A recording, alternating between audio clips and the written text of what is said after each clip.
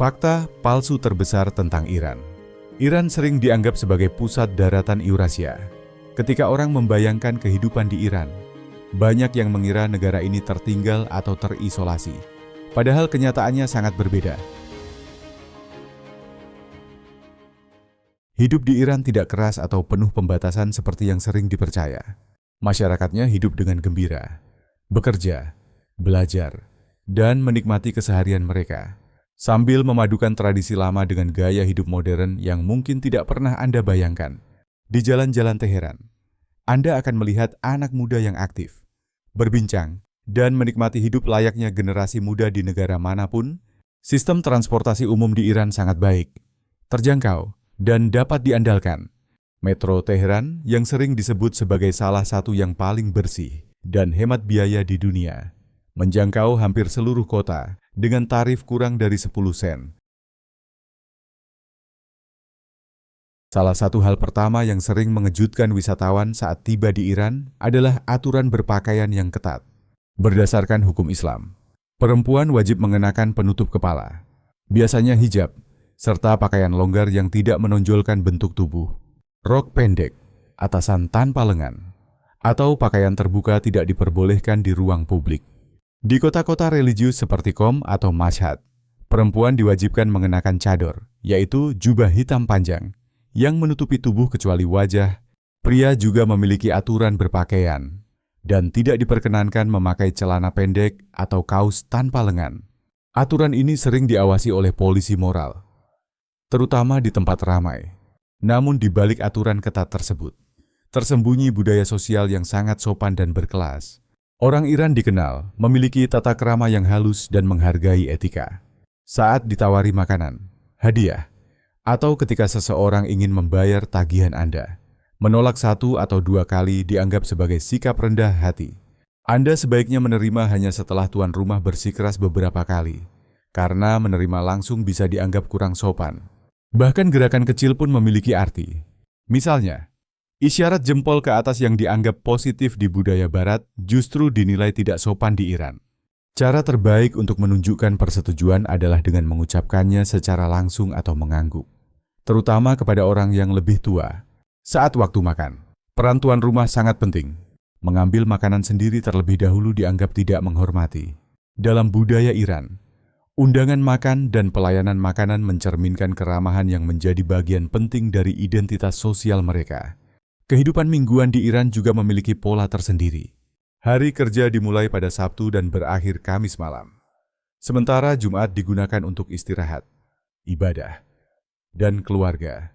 Pola ini menciptakan suasana hidup yang lebih tenang dan tradisional.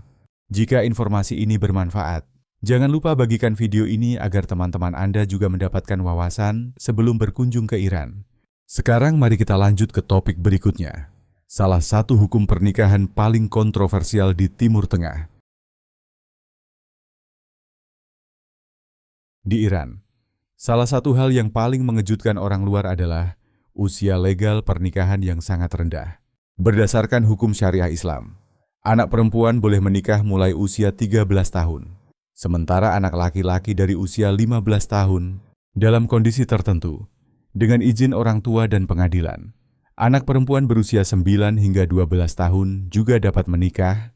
Data dari Pusat Statistik Iran menunjukkan bahwa lebih dari 30.000 pernikahan setiap tahun melibatkan individu di bawah usia 15 tahun, terutama di wilayah pedesaan yang masih sangat dipengaruhi adat dan agama.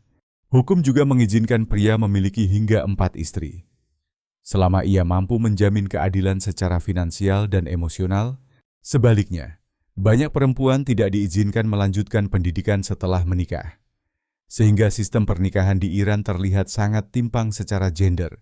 Dalam banyak kasus, pilihan hidup perempuan masih bergantung pada izin ayah, suami, atau pengadilan.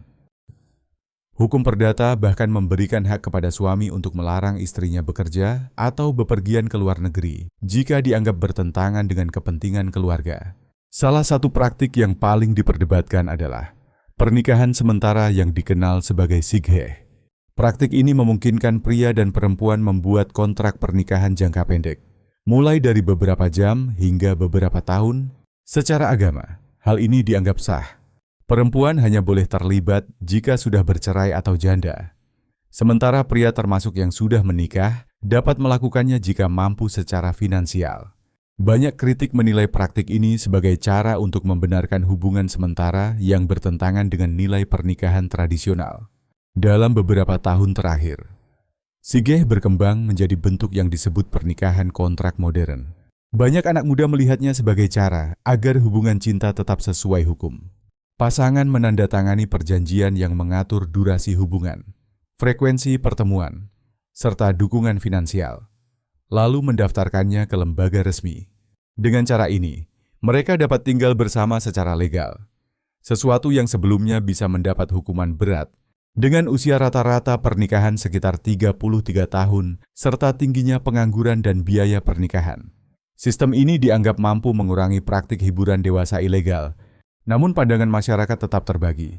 Pendukung melihatnya sebagai solusi realistis yang tetap mengikuti hukum Islam. Sementara penentang menilai hal ini melemahkan fondasi keluarga tradisional. Jujur saja, bagaimana pendapat Anda tentang konsep pernikahan sementara di dunia modern? Tulis pendapat Anda di kolom komentar.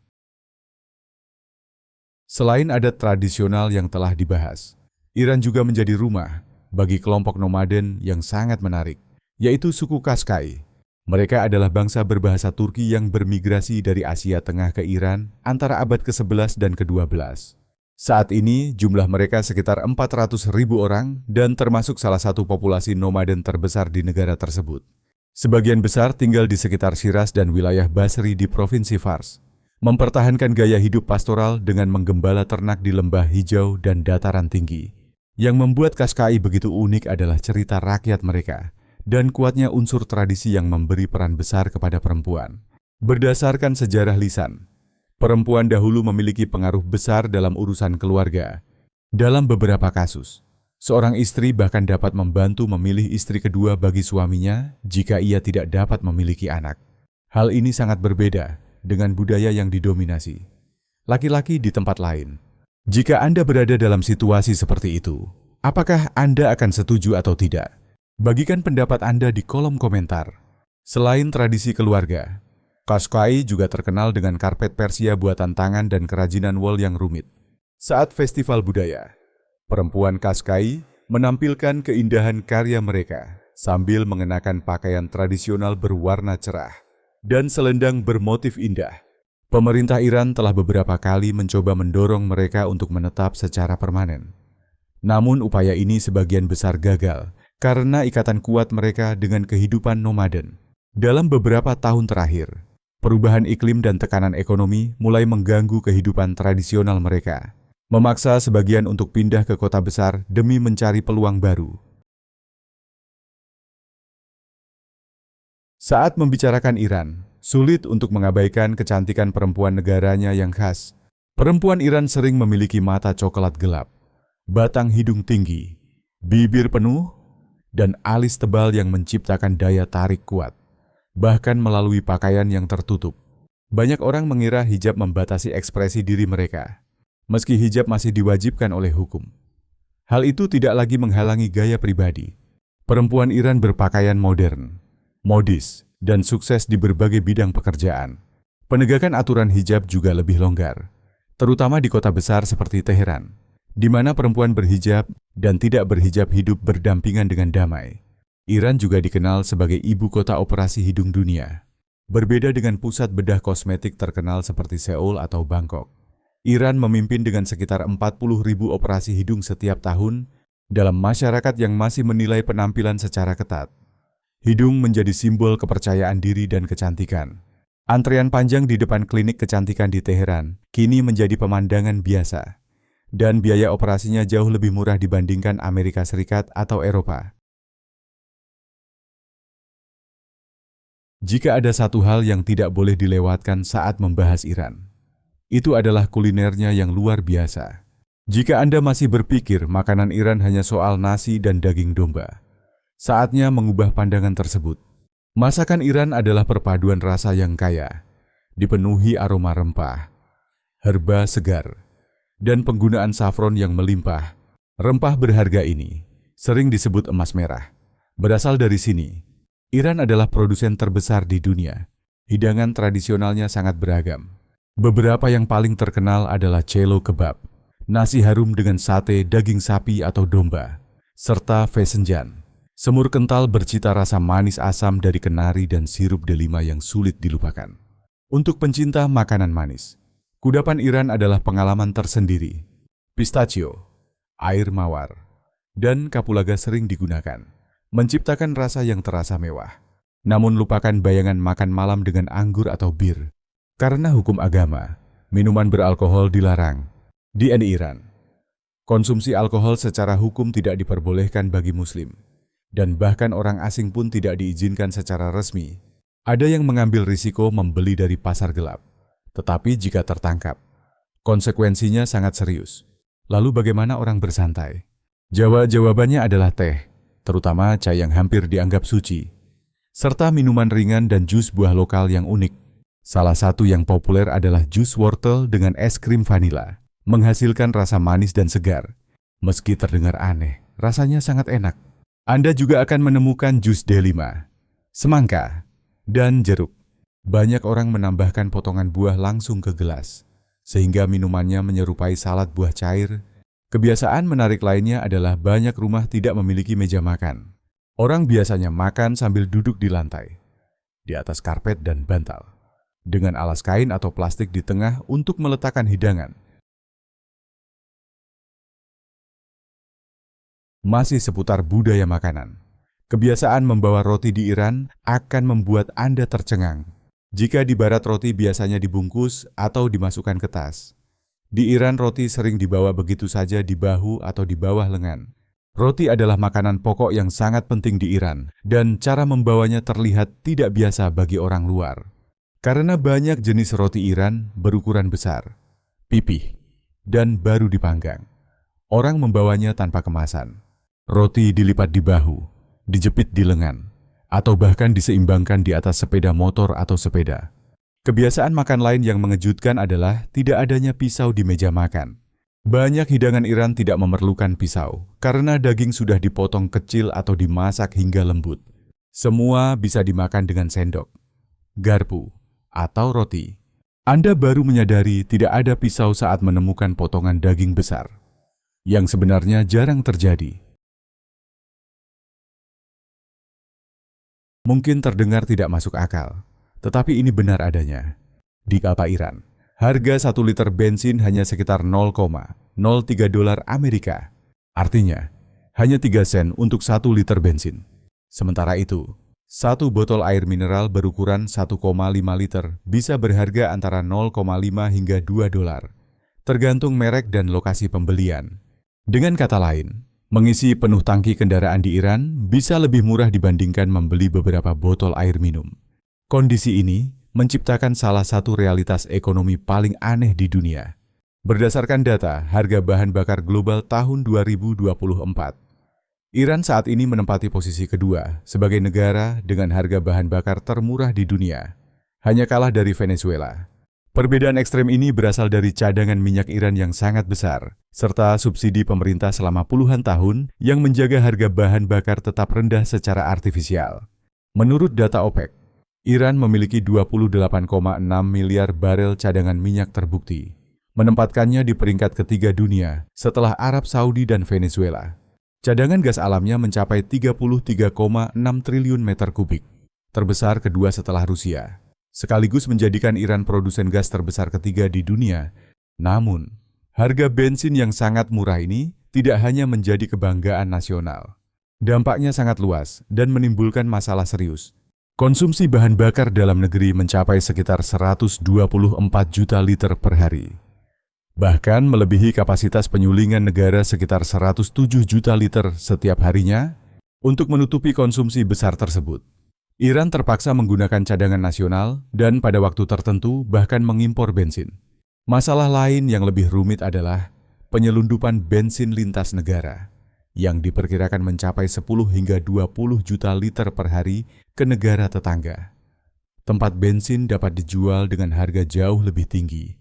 Di tengah sanksi ekonomi dan krisis keuangan yang berkepanjangan, subsidi bahan bakar terus membebani anggaran negara. Kisah harga bensin di Iran mencerminkan bukan hanya kekayaan sumber daya alamnya, tetapi juga paradoks ekonomi sebuah negara kaya minyak yang masih berjuang menyeimbangkan kesejahteraan rakyat, pengendalian inflasi, dan pembangunan berkelanjutan. Sekitar 2.500 tahun yang lalu, karpet Persia menjadi simbol kuat budaya dan perdagangan Iran. Selama berabad-abad, karpet ini termasuk barang paling dicari di jalur sutra, jalur perdagangan yang menghubungkan timur dan barat. Di Eropa abad pertengahan, karpet Persia dikenal sebagai harta yang dapat digulung, dikagumi karena anyamannya yang halus, warna yang seimbang, dan keindahan seni yang bertahan lama. Saat ini, harga rata-rata karpet Persia sekitar $3.000. Sementara karya langka bisa bernilai ratusan ribu, bahkan jutaan dolar. Beberapa dibuat dengan benang sutra dan emas, dengan nilai setara sebuah apartemen di Teheran. Contoh paling terkenal adalah karpet Classical Leaf, yang terjual seharga $33,7 juta dalam lelang Sotheby's di New York pada tahun 2013. Jika dibandingkan dengan pendapatan per kapita Amerika Serikat, tahun 2024 yang sekitar $86.000. Seorang warga Amerika rata-rata harus bekerja hampir 400 tahun tanpa pengeluaran apapun untuk membeli karpet tersebut. Para ahli menyatakan nilainya bukan hanya dari bahan mewah, tetapi juga dari desain daun sabit kuno dan teknik tenun tangan abad ke-17 yang sempurna. Hingga kini, karpet Persia tetap menjadi salah satu ekspor paling berharga. Iran berada tepat di bawah minyak dan gas. Namun kerajinan ini mengalami penurunan karena semakin sedikit generasi muda yang mau menekuni pekerjaan yang rumit namun berpenghasilan rendah. Membuat satu karpet bisa memakan waktu berbulan-bulan. Tetapi hasilnya sering tidak cukup untuk menunjang kehidupan sehari-hari. Pada awal tahun 2000-an, ekspor karpet Iran mencapai lebih dari $1 miliar per tahun. Tetapi kini turun drastis menjadi sekitar $50 juta. Sanksi internasional dan munculnya karpet mesin murah dari Tiongkok, India, dan Pakistan sangat memukul pasar. Banyak penenun senior di kota seperti Isfahan dan Tabriz kini mengajar wisatawan untuk menjaga tradisi tetap hidup. Meski demikian, tanpa dukungan dan upaya pelestarian yang jelas, para ahli memperingatkan bahwa dalam 2 dekade ke depan, karpet Persia mungkin hanya bisa dilihat di museum. Iran telah lama dikenal sebagai salah satu negara paling terbuka bagi orang yang melarikan diri dari konflik. Terletak di persimpangan Timur Tengah dan Asia Selatan, negara ini menjadi tempat berlindung bagi jutaan orang yang kabur dari perang dan ketidakstabilan politik. Selama puluhan tahun, gelombang migrasi berulang dari Afghanistan, Irak, Suriah, dan Pakistan menjadikan Iran tujuan utama bagi pencari keselamatan. Banyak pengamat menyebut Iran sebagai negeri para penyintas, karena sangat sedikit negara yang secara konsisten menerima pengungsi selama lebih dari 40 tahun seperti Iran. Berdasarkan perkiraan tahun 2021, Iran menampung sekitar 800.000 pengungsi terdaftar. Sebagian besar berasal dari Afghanistan, namun para ahli meyakini jumlah sebenarnya jauh lebih besar. Dengan tambahan 1,5 hingga 2 juta orang tanpa dokumen yang tinggal di seluruh negeri, arus manusia dalam jumlah besar ini memberi tekanan berat pada ekonomi yang sudah terdampak sanksi global. Di wilayah perbatasan seperti Mashhad dan Zahedan, pengungsi bahkan mencapai hampir 1/5 dari total penduduk setempat. Bazar Agung Teheran, yang dikenal sebagai Bazar-e-Bozorg, adalah salah satu pasar tertua dan terbesar di dunia, selalu dipenuhi aktivitas dan kehidupan. Terletak di jantung kota Teheran, tempat ini bukan sekadar lokasi berbelanja, tetapi juga pusat budaya yang telah bertahan lintas generasi. Lorong-lorongnya yang berliku menawarkan makanan, pakaian, perhiasan, hingga barang antik. Bazar ini menjadi tempat berkumpul yang akrab bagi warga untuk bertemu, berbincang, dan berdagang. Suasananya semakin ramai saat hari libur dan perayaan keagamaan. Desain arsitekturnya pun mengesankan, dengan kubah besar dan atap melengkung yang indah, bahkan tanpa membeli apapun.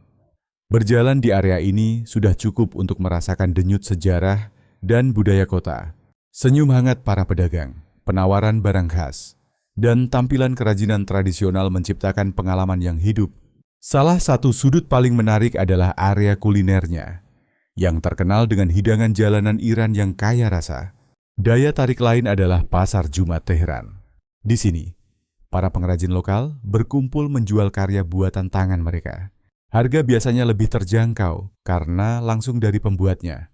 Tempat ini sangat cocok untuk menemukan kerajinan unik dan merasakan dunia seni. Iran yang penuh warna. Saat angin musim semi menyapu pegunungan Alborz, seluruh Iran mulai bersiap menyambut momen paling bermakna dalam setahun. Pasar yang dipenuhi bunga dan jalanan yang cerah menandai kedatangan Nowruz, Tahun Baru Iran kuno.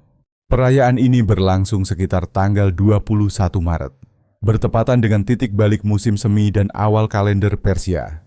Nowruz telah dirayakan selama lebih dari 3.000 tahun dan diakui UNESCO sebagai warisan budaya tak benda.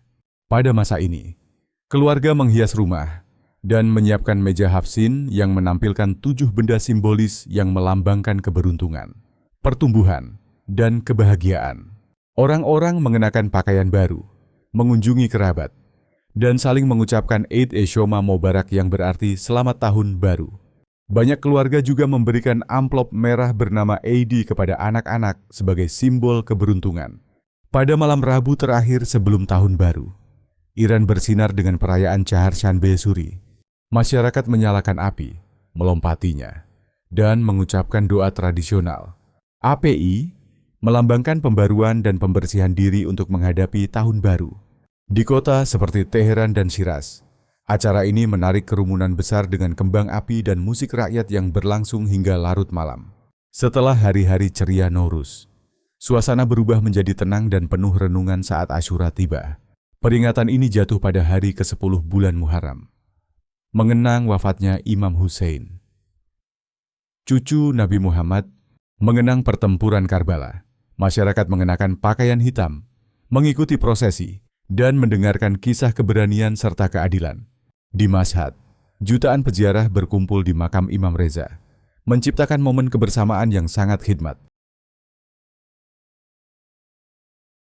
Sekarang mari kita menjelajahi tempat-tempat di Iran yang terdengar seperti berasal dari dunia lain, namun benar-benar ada dan luar biasa. Perhentian pertama adalah Yazd, salah satu kota gurun tertua di dunia. Di sini, masyarakat masa lalu menciptakan sistem pendingin alami menggunakan menara angin yang disebut Badgir. Tanpa listrik atau pendingin modern, mereka tetap mampu bertahan dari panas gurun yang ekstrem.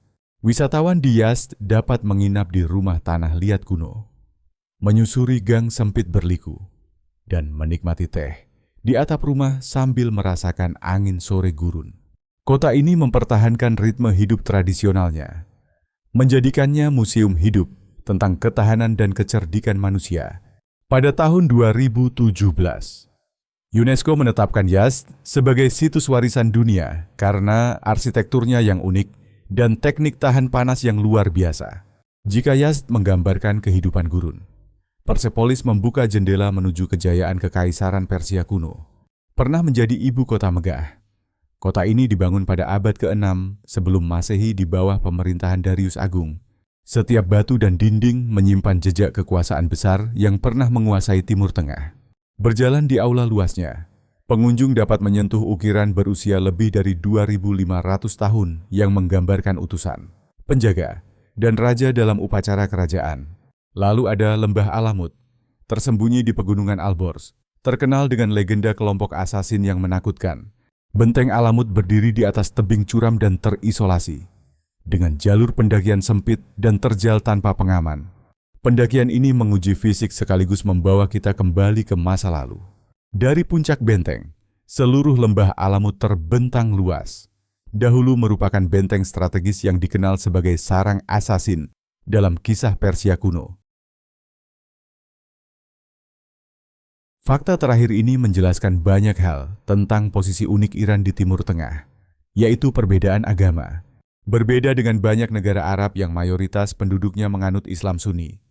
Sekitar 90% penduduk Iran mengikuti Islam Syiah Perpecahan antara Sunni dan Syiah berawal dari perselisihan mengenai siapa penerus sah Nabi Muhammad lebih dari 1400 tahun lalu.